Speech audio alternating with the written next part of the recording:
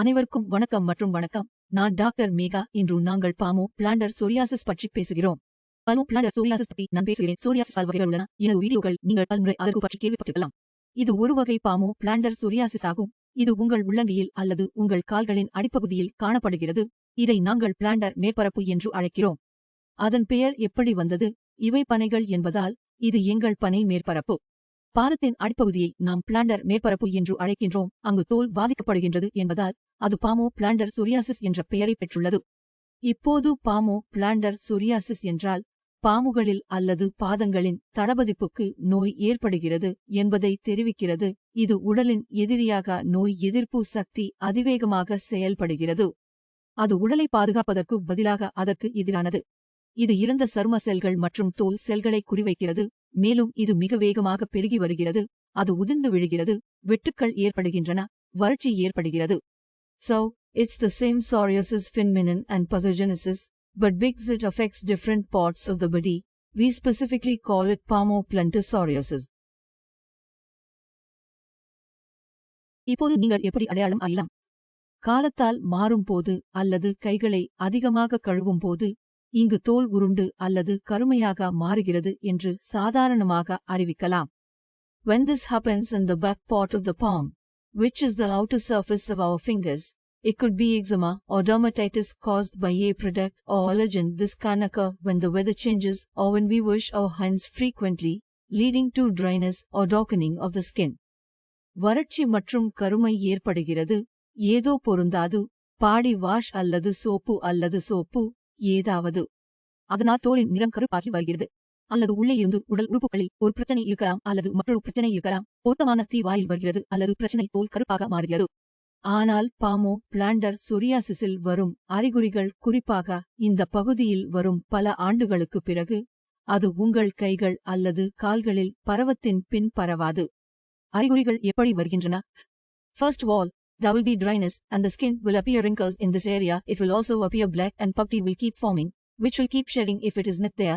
You will keep shedding it because it is hanging or irritating you. இதுவரை போது பல அரிப்பு இருக்கும். அரிப்புடன் பல உரம் காணப்படும். அரித்தில் மிகவும் நோயாளிகளுக்கு பிரச்சனையாகும். அரிப்பு செய்யும் போது நீர் வரும். பாமோ பிளான்டர் சொரியாசிஸ் உள்ளவர்கள் நீங்களும் இதை செய்ய வேண்டும். எனவே இதை செய்ய வேண்டாம். ஏனென்றால் அரிப்பு செய்யும் போது நீங்கள் அதை முழுவதுமாக காயப்படுத்தும் போது அது இரத்தப்போக்கு தொடங்குகிறது மற்றும் பின்னர் அது எரியும் உருவாக்குகிறது. அதனால் அதில் உருண்ட உணர்வு ஏற்படும். அதனால் நீங்கள் அதை செய்ய வேண்டாம். நான் சொல்லியது போல் உங்களுக்கு உருப்படியாக வறட்சி ஏற்படும் மற்றும் தோலில் விசித்திரமான வெட்டுகள் ஏற்படுகின்றன. மற்றும் பல மக்களின் வெட்டுக்காயங்களில் காயம் அல்லது புறா உள்ளது.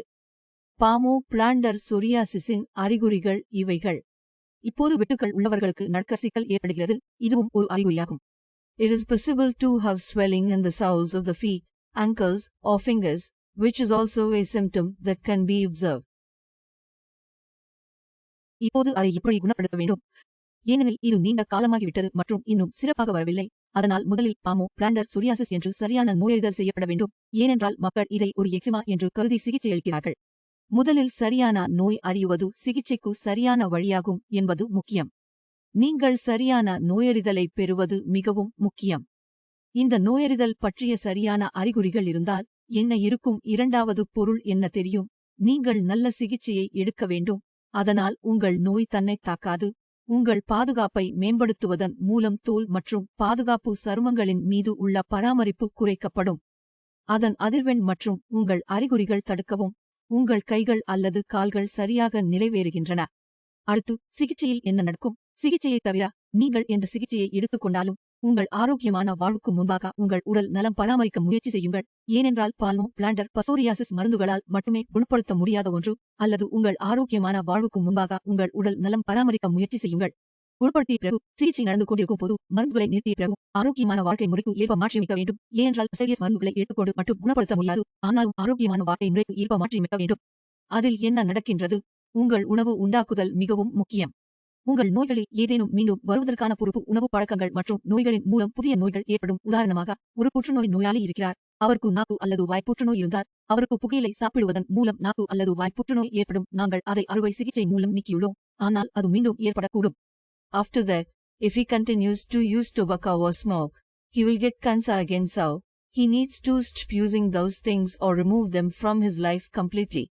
அதேபோல் சொரியாசிஸ் குணமாகும் போது நீங்கள் கவனக்குறைவாக இருப்பீர்கள். நீங்கள் எதை வேண்டுமானாலும் சாப்பிடலாம். ஜங்க், பதப்படுத்தப்பட்ட, அசைவம், ஆல்கஹால், நீங்கள் எதை வேண்டுமானாலும் சாப்பிடலாம். உங்களுக்கு எதுவும் கிடைக்காது. உங்களுக்கு ஒரு தவறான புரிதல் உள்ளது. நான் மருத்துவ முறையில் முழுமையாக சரியாக இருக்கிறேன் மற்றும் நான் இப்போது முழுமையாக நலமாக இருக்கிறேன். கடவுளின் அருளால் எனக்கு எந்த நோயும் இல்லை. எனக்கு இல்லாவிட்டாலும் கூட நானும் இந்த வாழ்க்கை முறையை தினசரி அடிப்படையில் மாற்றியமைத்தால் எனக்கும் உடலில் சில தீங்கு அல்லது சில பிரச்சனைகள் ஏற்பட ஆரம்பிக்கும். உங்களுக்கு தடிப்புத் தோல் அழற்சி இருக்கும்போது அது பலருக்கு குணமாகிவிட்டது. இயேசுக்களாக அதை மதிக்க வேண்டும் மற்றும் அதை மீண்டும் வராது என்று நீங்கள் முடிவு செய்ய வேண்டும். அது மீண்டும் வரும்போது நீங்கள் உங்கள் தவறை சொல்ல வேண்டாம். அது சிகிச்சையை பின்பற்றுகிறது என்று பின்பற்றுகிறீர்கள். எனவே எனது கோரிக்கை உங்களுக்கு தெரியும். மருத்துவர்களிடமிருந்து தூரத்தில் இருக்க விரும்பினால், மருந்துகளிலிருந்து தூரத்தில் இருக்க விரும்பினால், நல்ல உடல் வாழ்க்கை முறை முக்கியம் அனைவருக்கும். நீங்கள் பால்மோ பிளான்டர் சோரியாசிஸ் நோயாளியாக இருந்தாலும் அல்லது யாரேனும் நோயாளியாக இருந்தாலும் அல்லது நான் ஒரு சாதாரண மனிதனாக இருந்தாலும் நல்ல உடல் வாழ்க்கை முறை முக்கியம் அருமை. நானும் உங்களுக்கு போதும். அது முக்கியம். உணவு உண்டுபடுத்துவதில் ஜங்க் உணவுகள், செயல்முறைகள், விலங்கு புரதம், அசைவம், ஆல்கஹால், புகைப்பிடித்தல், புகையிலை போன்ற அடிப்படை விஷயங்களை நீங்கள் எடுத்துக் கொள்ளக்கூடாது. வீட்டில் தயாரித்த உணவுகளை சாப்பிட்டுக் கொண்டே இருக்க வேண்டும். உணவுக்கு பற்றிய பேச்சு, நீங்கள் வீட்டில் செய்யப்பட்ட உணவுகளை சாப்பிட்டால் நீங்கள் பாராளுமன்றத்தில் உள்ள நோய்களிலிருந்து தூரம் வைக்க முடியும். அடுத்து, இதுவரை பேசியவைகளை மறக்க முடியாது.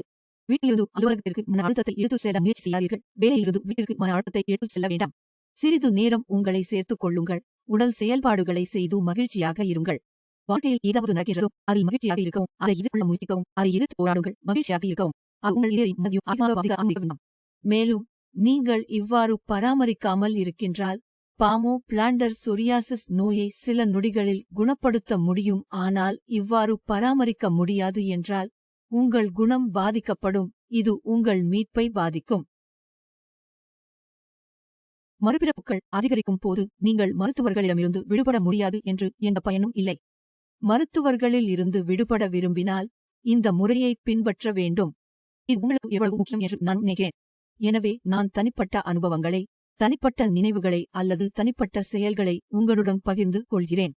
எனவே நீங்கள் ஒரு நோயாளி என்பதால் இதையும் செய்யலாம். எனவே உங்கள் பாமோ பிளான்டர் சொரியாசிஸ் அல்லது எந்த சொரியாசிஸ் ஆகியவற்றையும் குணப்படுத்த விரும்பினால் ஆரோக்கியமான வாழ்க்கைக்கு தழுவல் மிகவும் முக்கியம். நான் சொல்லும் பொருளின் முன்னால் நீங்கள் மருத்துவர்களிடமிருந்து விலகி இருக்க முடியும் மற்றும் நீங்கள் நோயிலிருந்து விடுபட முடியாதவர்களாக இருக்கின்றனர். பின்னர் கீழே கொடுக்கப்பட்ட எண்ணில் எனது குழுவுடன் பேச மற்றும் என்னை சந்திக்க வாருங்கள். உங்கள் தடிப்புத் தோல் அழற்சி இல்லாத வாழ்க்கையை பெற முடியும்.